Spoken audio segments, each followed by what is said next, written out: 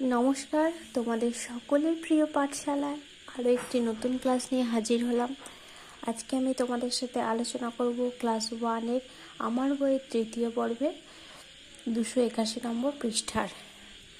তাহলে দেখো 281 নম্বর পৃষ্ঠায় কি আছে? ছুটির মজা। শরৎ এসেছে, ছুটির বাঁশি বাজে, আকাশ ঘন নীল, পেঁজা তুলোর মতো সাদা মেঘ নৌকো হয়ে ভেসে যায়। দূরে মাঠে নদীর পাড়ে সাদা কাশফুল হাওয়ায় দোলে।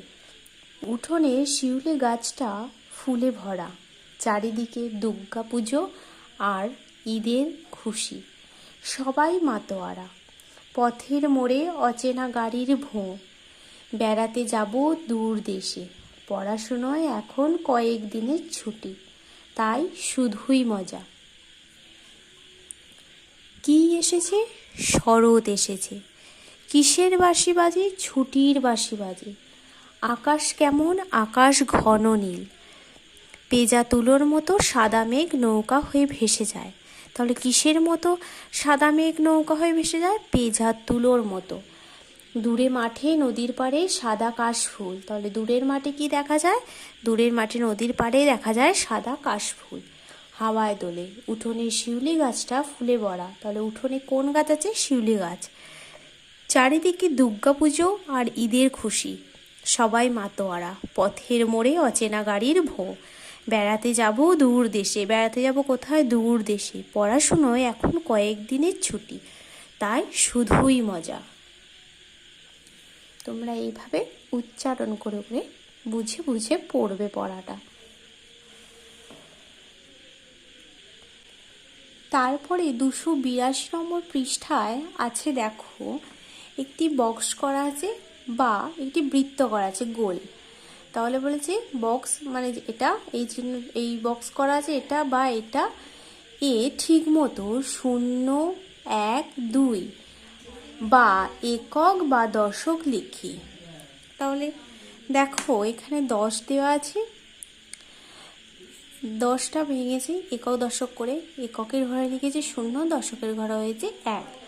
তাহলে এবার এটাকে কিভাবে লিখবো? বৃত্ততে প্রথম লিখবো দশক মানে 10, 10 লিখেছি, আর এককের ঘরে 0 আছে বলে 0 লিখে দিয়েছি। এটা করা আছে। এবার আমি তাহলে তোমাদের এটা করে দেখাই। এখানে আছে 15, তাহলে 5টা এককের ঘরে হবে আর 1টা দশকের ঘরে হবে। দেখো 5টা এককের ঘরে লেখা আছে, তাহলে এখানে কি লিখবো? একক। তাহলে এখানে লিখে দিলাম একক। এবার দশকের ঘরে কত হবে? 1, তাহলে এখানে লিখে দেবো 1। এবার এই বৃত্ততে কত লিখবো? দশক মানে 10, তাহলে এখানে লিখে দেবো 10, আর এককের ঘরে আছে 5, 5 লেখাই আছে। তারপরে এটা 23 আছে, দেখো দশকের ঘরে আছে 2, নিচে তাহলে লিখে দেবো দশক। আর এককের ঘরে কত সংখ্যা লিখবো? 3, আর এখানে তাহলে 10 দুগুণে 20, আর 3টা এককের ঘরে লিখে দিলাম। তারপরে আছে দেখো 22, দশকের ঘরেও 2 হবে, এককের ঘরেও হবে 2। এবার এটা তাহলে হয়ে যাবে 20, 10 দুগুণে 20, দশক মানে 10, তাহলে 10 আর 2 20, আর 2টা এককের ঘরে লিখে দিলাম। এবার এখানে আছে 20, তাহলে এককের ঘরে কি হবে? এখানে লিখবো একক। এককের ঘরে হবে 0, আর দশকের ঘরে হয়ে যাবে 2। এবার এই বৃত্তগুলোতে এই গোলগুলোতে কি লিখবো? এটা দশক মানে 10, 10 দুগুণে লিখে দেবো 20, আর 0 এককের ঘরে লিখে দিলাম। এবার আছে 33, দেখো 3টা এককের ঘরে লেখা আছে, তাহলে দশকের ঘরেও হবে 3, এখানে লিখবো দশক, তাহলে কি লিখবো? 3। এবার এখানে কি হবে? 3 10 হয়ে যাবে 30, আর 3টা। তারপরেও আছে 30, দেখো দশকের ঘরে 3 লেখা আছে, এককের ঘরে তাহলে কি হয়ে যাবে? 0। এবার এখানে কি হবে? 3 10 হয়ে যাবে 30, আর 0টা এখানে লেখা আছে।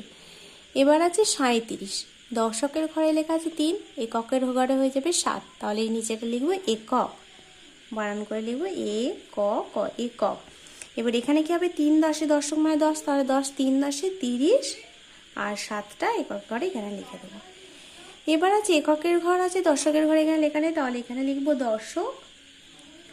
এককের ঘরে কি হবে? 0, তাহলে 4 10 কি হয়ে যাবে? 40, আর 0টা নেমে যাবে। তারপরে আছে 44, দশক একক লেখা আছে, তাহলে এককের ঘরে হবে 4, দশকের ঘরেও হবে 4। এবার এখানে দেখো লেখা আছে 40, 4 10 40, তাহলে এখানে কি হয়ে যাবে 4, তাহলে 40 আর 4 হয়ে যাবে 44। এরপর দেখো এখানে আছে 45, 5টা লেখা আছে এককের ঘরে, তাহলে এখানে লিখে নেব একক। আর এখানে দশকের ঘরে কত হবে 4, তাহলে 4 10 কত হয়ে যাবে 40 আর 5, তাহলে 40 আর 5 কত হবে 45। এরপর আছে 49, একক লেখা আছে, তাহলে আমরা এখানে লিখে নেব দশক, লিখে নিলাম দশক, এককের ঘরে হয়ে যাবে 9, দশকের ঘরে হয়ে যাবে 4। এবার এখানে কত লিখবো, 4 10 কত লিখবো 40, আর এখানে লিখে দেব 9। তারপর আছে 35, দশকের ঘরে লেখা আছে 3, এককের ঘরে কত হবে 5। এবার এখানে লেখা আছে 3, দশক যেহেতু 10, তাহলে 3 10 30, আর 5টা এককের ঘরে এখানে নেমে যাবে 5, তাহলে 30 আর 5 35। এরপর আছে 17, দেখো 7টা এককের ঘরে লেখা আছে, এখানে তাহলে আমরা লিখে দেব একক। আর দশকের ঘরে তাহলে কত হবে 1, তাহলে এখানে লিখে দেব 1। এবার এখানে কত হবে 10, কারণ দশক মানে 10, 10 1 10, আর এখানে হয়ে যাবে 7। তারপর আছে 27, এককের ঘরে হবে 7, তারপর হবে দশক, দশকের ঘরে হবে 2, এবার 10 দুগুণে 20, আর এখানে হয়ে যাবে 7। তোমরা এইভাবে বুঝে বুঝে অঙ্কগুলো করবে। তারপরে বলেছি দেখো লুক অ্যান্ড সি, কিসের ছবি দেওয়া আছে, ভেড়ার, ভেড়া ইংরেজি কি শিপ, SHEEP, শিপ মানে ভেড়া। তারপরে একটি ব্রাশের ছবি দেওয়া আছে, ব্রাশ, BRUSH, ব্রাশ মানে ব্রাশ। তারপরে দেখো একটি ঝিনুকের ছবি দেওয়া আছে, ঝিনুক ইংরেজি কি সেল, SHELL, সেল মানে ঝিনুক। তারপরে দেখো একটা ঝোপঝাড়ের ছবি দেওয়া আছে, ঝোপঝাড় ইংরেজি বুশ, BUSH, বুশ মানে ঝোপঝাড়। তারপর একটি জাহাজের ছবি দেওয়া আছে, জাহাজ ইংরেজি শিপ, SHIP, শিপ মানে জাহাজ। তারপরে একটি থালার ছবি দেওয়া আছে, DISH, ডিশ মানে থালা। তারপর একটি জুতোর ছবি দেওয়া আছে, দেখো একজোড়া জুতো, শুজ, SHOES, শুজ মানে জুতো। তারপরে আছে মাছের ছবি, ফিশ, FISH, ফিশ মানে মাছ। তারপরে একটি দোকানের ছবি দেওয়া আছে, দোকান ইংরেজি কি শপ, SHOP, শপ মানে দোকান। আর দেখো একটি ছেলে আলমারিটা ঠেলছে, তাহলে ঠেলা ইংরেজি কি পুশ, PUSH, পুশ মানে ঠেলা। তাহলে এইভাবে তোমরা মানেগুলো পড়ে নেবে, ভালোভাবে উচ্চারণ করে করে মানেগুলো পড়বে ছবিগুলো দেখে। আজ তাহলে এই পর্যন্তই, পরের ভিডিওতে পরবর্তী কোনো অংশ নিয়ে তোমাদের সাথে আলোচনা করব। যারা এখনও আমার চ্যানেলটি সাবস্ক্রাইব করোনি, তারা আমার চ্যানেলটিকে সাবস্ক্রাইব করে আমার পাশে থেকো। ধন্যবাদ।